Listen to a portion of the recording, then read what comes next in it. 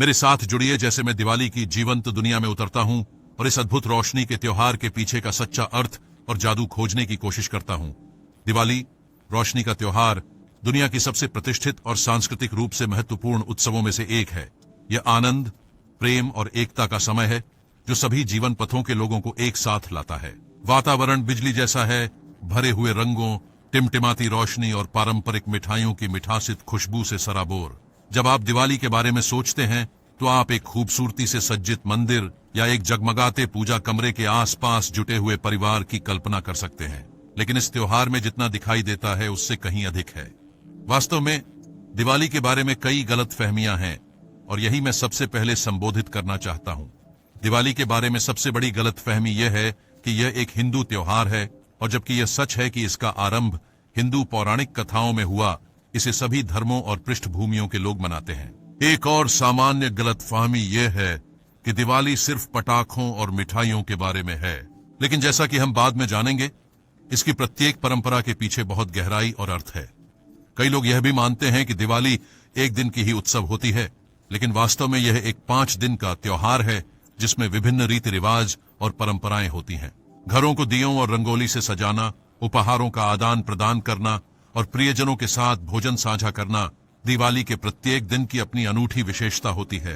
और फिर यह मिथक है कि दिवाली केवल भारत में मनाई जाती है, लेकिन यह सच नहीं है।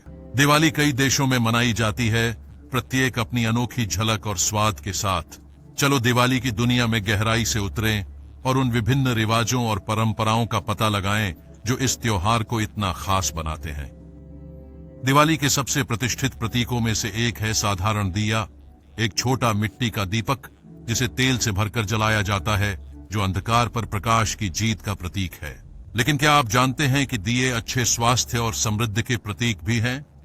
दिवाली से जुड़ी एक और सुंदर परंपरा है रंगोली की कला।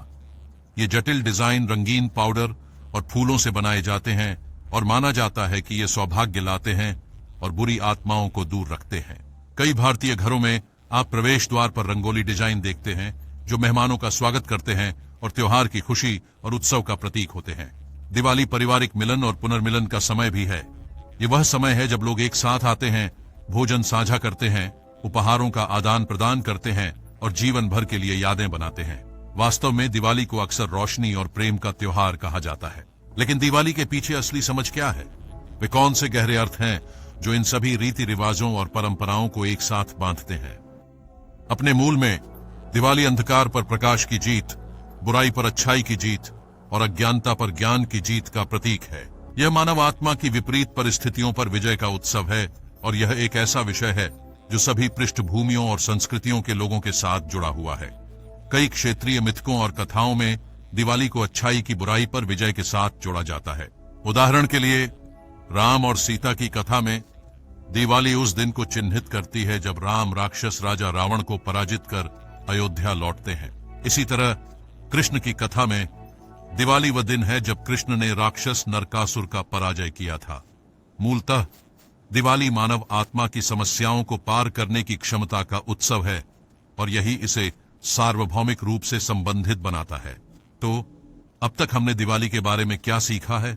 हमने इस अद्भुत त्योहार के बारे में गलत फहमियों की पड़ताल की है, इसके विभिन्न रीति रिवाजों और परंपराओं में गहराई से देखा है और इसके पीछे की गहरी अर्थ की पहचान की है। हे सब लोग, देखने के लिए धन्यवाद। यदि आपके पास कोई पसंदीदा दिवाली परंपरा या याद है तो मैं इसके बारे में नीचे टिप्पणियों में सुनना चाहूंगा। और अगर आप यहाँ नए हैं तो कृपया सांस्कृतिक त्योहारों और परंपराओं पर और अधिक वीडियो के लिए सब्सक्राइब करें। अगले वीडियो में मिलते हैं।